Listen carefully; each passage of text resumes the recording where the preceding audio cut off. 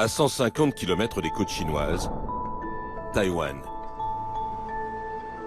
Île-État de 24 millions d'habitants qui a réussi à se préserver de l'épidémie.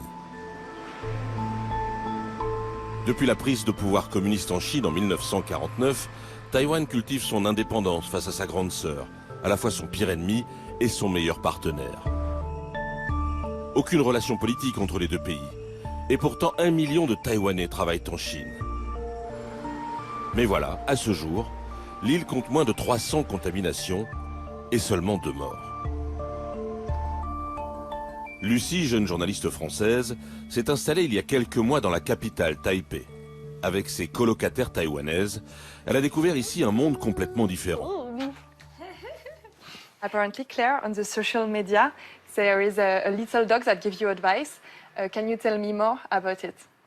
Oui, il y a ce personnage, un adorable petit chien qui a été mis en ligne par le ministère de la Santé pour que le public sache ce qu'il faut faire. C'est sur les réseaux sociaux. Il nous dit par exemple qu'il faut se laver les mains le plus souvent possible. Ce petit chien, c'est Zhong Chai, le porte-parole du ministère de la Santé taïwanais. Le gouvernement mise sur ses mascottes digitales pour répéter les conseils d'hygiène à la population. Des consignes édictées dès le mois de décembre, avant n'importe quel autre pays au monde. Avant même Pékin, qui tentait alors d'étouffer l'information.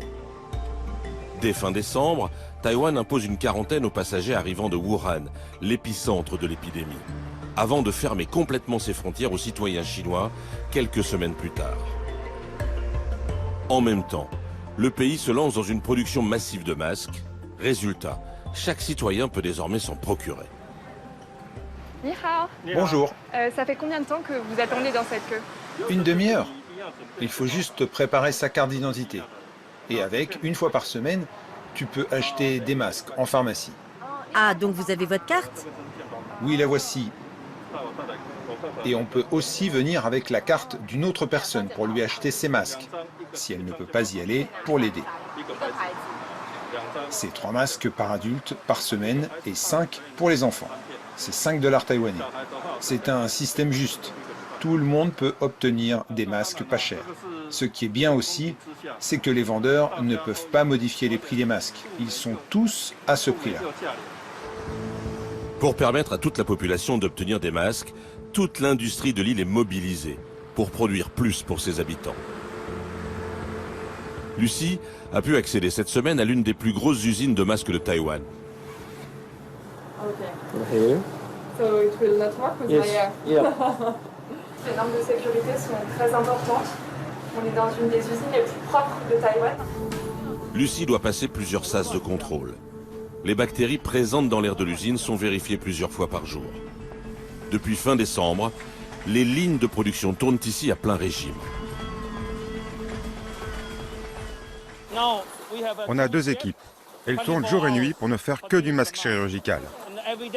Chaque jour, on arrive à en sortir 700 000 et on les livre au gouvernement. Pour éviter la pénurie de masques, le gouvernement taïwanais fournit aux entreprises la matière première.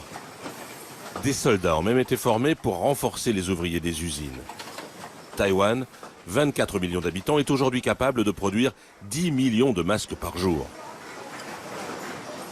À la sortie de l'usine, nous allons même découvrir qu'une certaine pression est exercée sur les fabricants. Toutes les heures, un policier vient vérifier l'avancement de la production.